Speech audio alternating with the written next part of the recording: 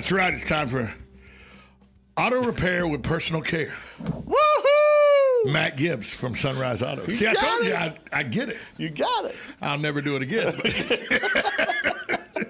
Matt, good morning. Morning. What's happening?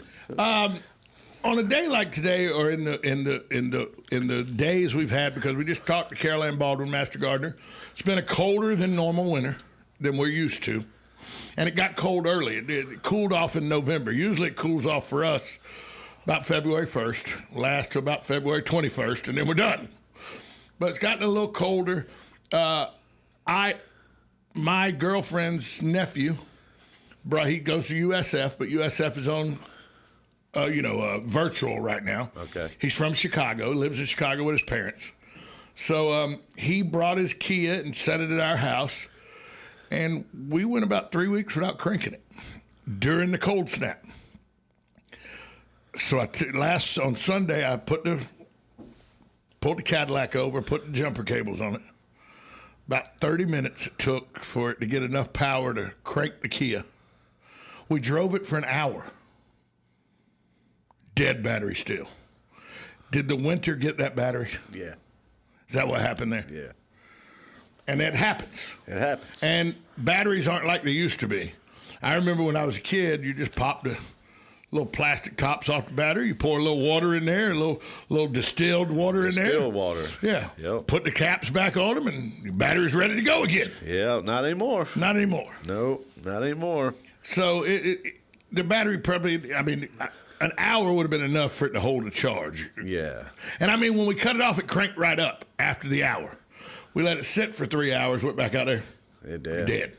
The only thing else that I would want to check is make sure that there's not some kind of a draw. So in other words, like some kind of a relay sticking, light sticking on, something like that. Well, we didn't see any of that. Right. So and when you put the it was dead. When you opened the door and everything, you got no lights coming on, nothing. As soon as you hooked up the battery cables, the interior lights came on. So I'd still. If it was us and we were putting a battery in it, we would still check it to make sure that there wasn't a draw. But is that one of the casualties of winter? Usually, is batteries. Yeah. We sell more batteries right now than we'll sell in the next 2. We'll sell more batteries in an 8-week period than we'll sell in the whole rest of the year. And I know it's not the alternator, because as the car was running, I took the positive cable off the battery and it stayed running. Right. So it's not the alternator. That's right. I don't know. Like I said, I don't know how to work on cars a lot, but I do know just through osmosis a few things. And I knew once the positive cable came off and it stayed running once it was cranked, the alternator's good, because the battery just cranks the car. It doesn't operate the car. The alternator operates the car. That's right. Once the engine's running, the battery just takes a charge. That's it. That's all it does. But this is your big battery time. Yes, this time of year. And the other thing too, for I don't know. Okay, so when I started doing this stuff, I was a kid. I was 16 years old. All the GM cars, they had the side post terminals. Right. They had it ever since I've been working on cars. The GM cars all had the side. Now they switched and went to the top post. Now they went to these European style batteries where the posts are sunk down in the battery, so it takes a special terminal to get on there, and they're like $200 now. The batteries are crazy. I remember the batteries when I was a kid that had the posts coming out the top. They were out of the top, and I remember one was in the floorboard of the Chrysler Coronet my daddy had, and I was sleeping in the back window. He slammed on the brakes. I headbutted that battery in the floorboard. That took 3 stitches. You know what, though? I lived. You're here. Yeah, people say, oh, we need this, we need that. Look, if we lived through the 70s, we're good. Yeah. People worry about coronavirus. I said, folks, I drove around in a Chrysler New Yorker with the windows rolled up and my mom chain smoking. I'm good. But so what other problems do you have winter-wise besides batteries? Well, it seems like we have more cooling system issues, water pumps leaking, heater cores plugging up, heater cores leaking, hoses. Because here's another thing. So it's not an upper, lower, and heater hoses anymore. Now there's an upper hose with a plastic connector in the middle of it, with a line going off to that, to this bypass part on the intake manifold, which, it's like, an upper radiator hose may have 3 hoses hooked to it. It's a labyrinth of hoses now. Yeah, and it's like, where do you get this hose? Well, you have to get it from the dealer because it's so crazy. It used to be a 3/4 inch or 1 inch hose that ran from one place to the next. You were done. Yeah, that's it. It's not that way anymore. And then they got plastic connectors with inside the hose, where it connects to the heater core, or it may hook to a connector in the back of the intake manifold. All that's plastic. So this cold gets in there and causes the plastic to get brittle, cracks. Then they crack after a few years, and then you got, it's it ain't getting any easier for you. What you saying? No, it's getting it, and sometimes it's I hate to say it like this, but it gets dumber. Yeah, well, there's a lot to be said for that. Hi, caller. Who's this? Yeah, Tom, this is Sonny. Hello, Matt. Howdy, Sonny. You're talking about the subject I wanted to call on. Some of these hybrid cars and the electric cars, like the Volt and all that. These batteries are new generation batteries, and they have all kinds of components in there. I mean, it's not like the old lead acid batteries, and these things are super expensive. I mean, you pay a fortune for the car nowadays. And then if the battery goes on it, that car don't go no more. And to replace that battery, we're talking thousands of dollars from what I'm reading. And I'm just wondering, if there's going to be something new. I mean, this really adds to the expense of driving, if you ask me. Anyway, I was just wondering how you think of, with these new batteries that they're putting out with, I mean, they don't look like the old batteries, and they definitely cost a lot more. Plus, a lot of these batteries you have to buy so that the battery can fit in the battery case of this particular car. So I read one of these crazy cars. The battery is an integral part of the platform of the car. I'll hang up and listen to what you think is going to be going on here. I mean, there's a lot of money to be thinking about when you buy one of these electric cars. Sonny's right about that. My roommate had a Prius. Had a Prius. He had to replace the battery in. $4,800. So Sonny's right. What's the deal with these batteries, Matt? Well, I've been fighting these batteries to my core, but I think I've just kind of coming to the understanding this is the way it's going to be. I can't. Everything's going hybrid. Right. I can't stop it. So here's Joe Biden has his way. Everything's going electric. Huh. Well, let's. Huh. So. Huh. All right. So I see the batteries, Matt. The battery. Thank you, Tom. Bring me back. You got to bring me back. Every once in a while, you got to pull me back. The batteries, Matt. The batteries. So I'm seeing this technology is changing dramatically at a rapid pace. So the more that they're doing with this, our tools that we have that we use on the cars, before, you plugged in the thing into the air ratchet, and right. Plug into the thing to the guns with air hoses, they're pretty much becoming obsolete now. It's almost to the point where we don't even need air in the shop anymore. I mean, I got tools except to take the tires off. No, I even got tools that'll take a tire off. Oh. I mean, now some of the big trucks that we do, you got to have that they don't have that kind of power yet.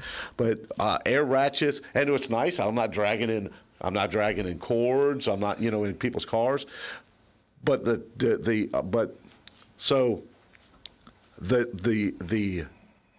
technology on the smaller scale is just going to, they're just going to take that technology and bring it into the bigger scale. Remember, the Prius is a little over 20 years old.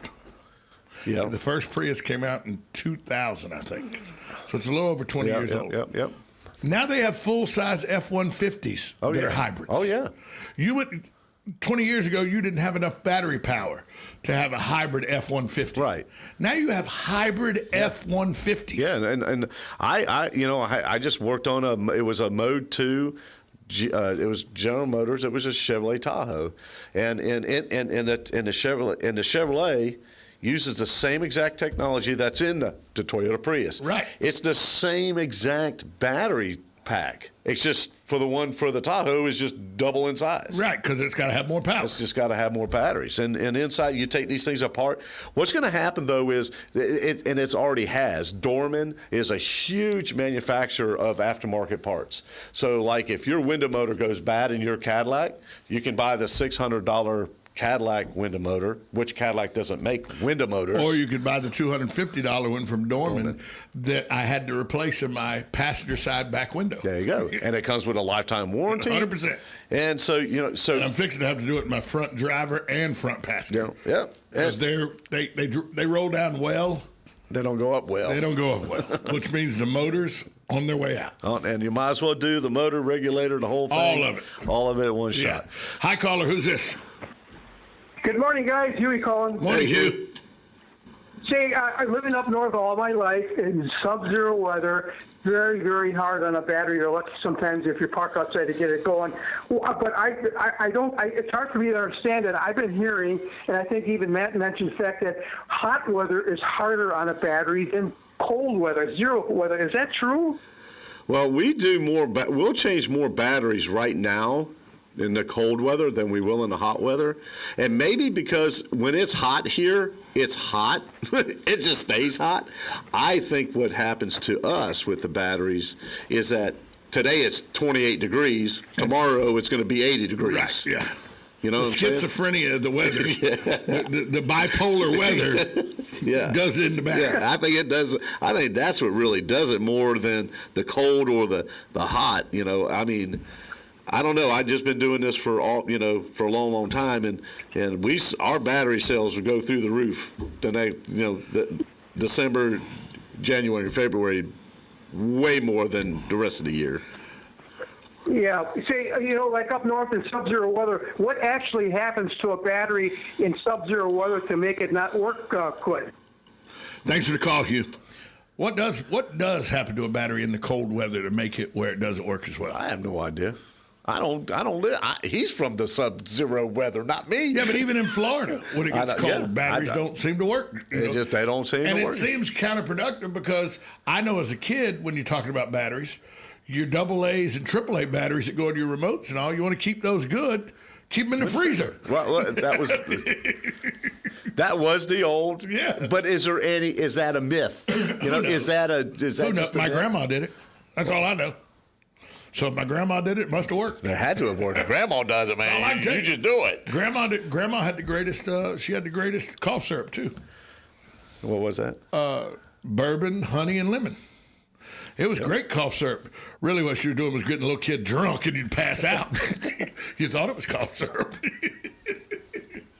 Let me, when talking about the hybrids and the batteries and all, and talking about this, how has that technology progressed to the point? I'm always worried about those batteries catching fire. That's somebody says, Tom, would you ever have a hybrid car? I know they say they're safe, but just something about, I've seen golf carts catch on fire that are run by batteries, and so and they go up. And so it concerns me. Is that a concern I should have? I think that's a legitimate concern. Look at for a while there, if you had a certain Samsung cell phone, you couldn't get on an airplane. You know what I'm saying? The Note 7, I remember. Yeah. So I mean, and lithium batteries burn hot. There you go. And just like my son, we got it. Like when he's using his laptop, we got to make sure that doesn't sit on his legs. That's right. Burn your legs, 100%. That's right. So and he won't know it, So yeah, there's always the chance of a battery. Well, same thing in your car battery. If it shorts, you know what I'm saying? It'll short out. And I don't know if you've ever seen a battery explode. One time, and I'll tell you where it was, the Florida Turnpike, just past the Mineola exit, before you got to, past the Leesburg thing, there was a van, a painter's van, that caught on fire. The engine compartment. And they were getting the people out and everything, and I go, that battery's going to explode. Now, I'd never seen one, but I'd always heard, I've watched Mythbusters, and said that battery's going to explode if y'all don't get out of there. We got people out of there and all. The battery exploded, put a hole in the hood of that van, probably the size of a basketball. Now, it was a painter's van, so all the paint and all eventually caught on fire. The whole thing blew up, gas tank and everything, before a fire truck could get there. It was quite the spectacular light show when we were 100 yards away from it. Yeah. But I was only about 20 yards away from it when that battery let go. And let me tell you something, that was a scary, scary moment. Yeah. Well, I was underneath the hood of a car when battery blew up. That's no good. And all I did was I had to take the battery out to get to a module that controlled the fans, the electric fans on the Cadillac. And then once I replaced the module, I put the battery back in. And then I had someone to go hit the key. Boom. And kaboom. Eyebrows gone? I don't, to this day, I don't know how I didn't get I didn't not a drop of battery acid on me. Man, the good Lord was looking at me that day. You must have been living right that day. Because it was quite the explosion. The batteries still operate on acid and everything. Yeah. Right? It's still the same concept. You just can't put distilled water in them anymore. Right, they're sealed now because people don't understand. A battery produces, when it gets hot like that, it produces hydrogen gas. Hydrogen gas is extremely flammable. Ask the people on the. Oh wait, you can't ask them on the Hindenburg. That's right. So I think the manufacturers of the battery company probably, you know what probably did it was probably a couple lawsuits. Oh, yeah. You know that probably, and said, why don't we just make these things where people just can't mess with them? We'll guarantee them for a couple years, and we'll go on with it. Here's my problem. I looked at the battery that we were talking about in the car that is dead now, and it has Jan, Feb, March. It's got the 12 months, and it's got 18, 19, 20, 21, 22, 20. Right? Nothing marked. Okay. On the battery somewhere, it was going to be a stamp. Oh, is there? Yeah. Okay. So if you Because take, I know you're supposed to take a wax pen and mark the month and the day it was bought, and then you got 36 months or 48 months or 60 months. well, they don't do that no more. Those days are gone. Are they? Most of them are 24 months automatic free replacement because they used to they prorated batteries. Right, yeah. For the first 24 months, you got a free battery. If it went 30 months, you got to pay prorated, 1.6275 times the time that you had left over to find out you only saved $3.52. Right. So they don't. I remember the prorated batteries. That's why I got my diploma, was to have to figure out how much credit to give somebody on their battery. Well, the only places I remember prorated where you got batteries prorated for your car, and Turtles Records and Tapes prorated cassettes because you would burn them up, or you get in there with a pencil and you'd mess up. You were trying to rewind with a pencil or something. So if you'd have bought the cassette a year and a half ago, they would prorate the price on the cassette too. Oh, I never knew that. If you played as much music as I did, I got the Billy Idol, Vital Idol. I got that cassette replaced 3 times free. You just wore it out. We melted that sucker. Right now, though, not right now, but in Florida, I always hear as I'm driving down the road, and right now I got my windows down because it's nice in the afternoon, so I'm getting some of the cooler area and everything. You always hear people sound like they're running straight headers. Yeah. And I know that means they got a hole in their muffler. Is that it? I mean, that used to be a law that you had to get that fixed. I mean, am I missing something, or is it just something cops don't pull people over for anymore, or? Yeah, they don't really mandate that kind of stuff. I think they would if you have a headlight out or brake light out or tail light out, but we don't have emissions laws. Yeah, I know that. I think a lot of people, I think they actually did on purpose. They think it sounds cool. It's noisy. Yeah, and the ones I don't like are the Japanese cars. The little. Yeah. I'm like, It sounds like a helicopter trying to take off. I'm like, where's the drone? Yeah, there's a drone. I'm like, where's the drone at? I do, and I know you try to make a Honda Civic a muscle car and everything. I mean, I watch Fast and the Furious. I get stop. It's a Honda Civic. It's not a muscle car. Yeah. And now, but there's aftermarket stuff where you can soup up any car you want to. Yeah, you can do it. And let me tell you something. Some of those Japanese cars with the right motors can go. I had a guy come in and he wanted me to take 9 pounds off his flywheel. So he wanted me to cut 9 pounds of metal off his flywheel. Not me, buddy. He says, no. I said, not me. I ain't doing that.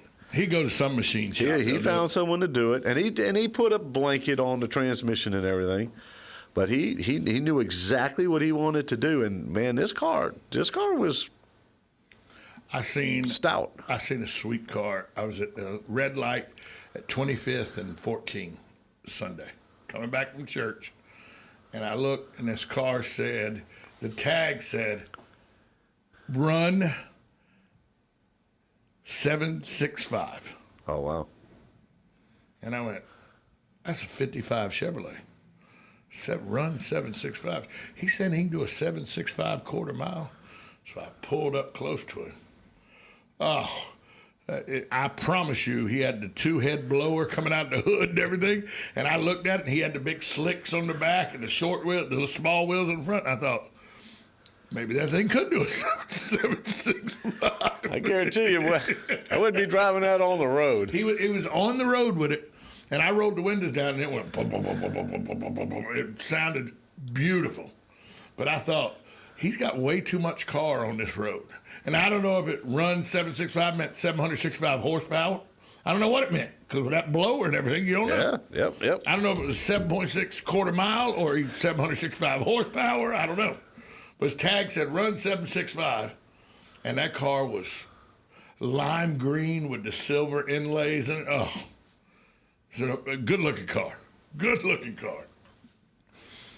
That's my dream, though. My uncle ruined me.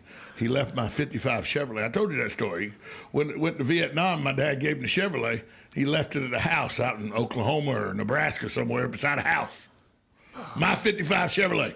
My dad said, I'm going to give you this to go, because he was going to San Diego.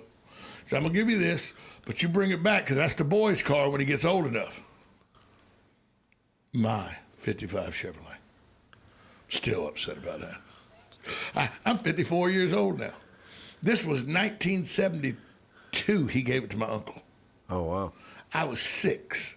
So I'm 48 years into this. I'm still pissed. And by the way, my uncle probably did me a huge favor, because it may have just been a 1955 money pit. That's right. That's right. Because I hear some of these stories about the money these guys put into these cars. Oh, oh yeah. I personally know a guy that has 22 years of his life and probably 150,000 of his dollars. His name's not Matt Gibbs. Nope. Nope. Well, you see, like, I got a very good friend of mine who is a Porsche guy. And he's got the newest Porsche, but he's got 8 Porsches. And he's got one all the way that's a 1964 Porsche. And he says that it cost him more money to take that 64 Porsche out and drive it, because of all the stuff he has to do once he puts it back in the garage, and how he has to make sure it stays in good condition. It cost him more to drive that Porsche for a day than it does to drive his brand new Porsche for a week and a half, 2 weeks. I can see that. But that's a pretty good collection to have. You got eight Porsches from 1964 to right now. Yeah, that's a nice little car collection. Nice little car collection. And not a bad car manufacturer, by the way. No. Unlike Jaguars, where Jaguars used to be 1 day on the road, 8 days in the shop. Yeah. 1 day on the road, 8 days in the shop. I used to think when I was in college, you'd know the kids that had parents that had way too much money. They were the kids that drove the CJ7s, Jeep CJ7s, or the Jaguars. Because both of those, 1 day on the road, 7, 8 days in the shop. Yeah. 1 day on the road, 7, 8 days in the shop. Yeah, they always said if you want to drive a CJ, just make sure you have something else to drive during the week. Exactly. And that was the. I can tell you at least 10 different occasions where me and my buddy Ryan were stranded on the side of 301. Yeah, the same 301 that comes through here, on the way to or on the way from the county line liquor store, because you couldn't buy liquor in Bullitt County where George Southern was at. But you could in the county, right at the county line, and the county line liquor store just in the other county was owned by 2 of the county commissioners in Bullitt County. I wonder why it was still illegal in Bullitt County. But we would, because every Friday, we didn't have class on Friday when it wasn't football season. Every Friday we'd go to the county line, get us a half gallon of Crown, and come back, either on the way out there or on the way back. 10 different times that CJ7 broke down. Yep. That's what they were supposed to. They were supposed to do that. Yeah. Hey, we run over. Yes, we got to sir. go to the news. Let's See go, you, Matt. Bye. U.S. Capitol and tried to sell it to Russians has been arrested. Riley June Williams was arrested on Monday. Although no laptop has been recovered, Pelosi's office said the device was only used for presentations. Garth Brooks announced Monday he will play at the inauguration of President-elect Joe Biden on Wednesday. This is not a political statement, Brooks said. This is a statement of unity. He noted it is an honor to serve his country by performing at the ceremony. Pablo Escobar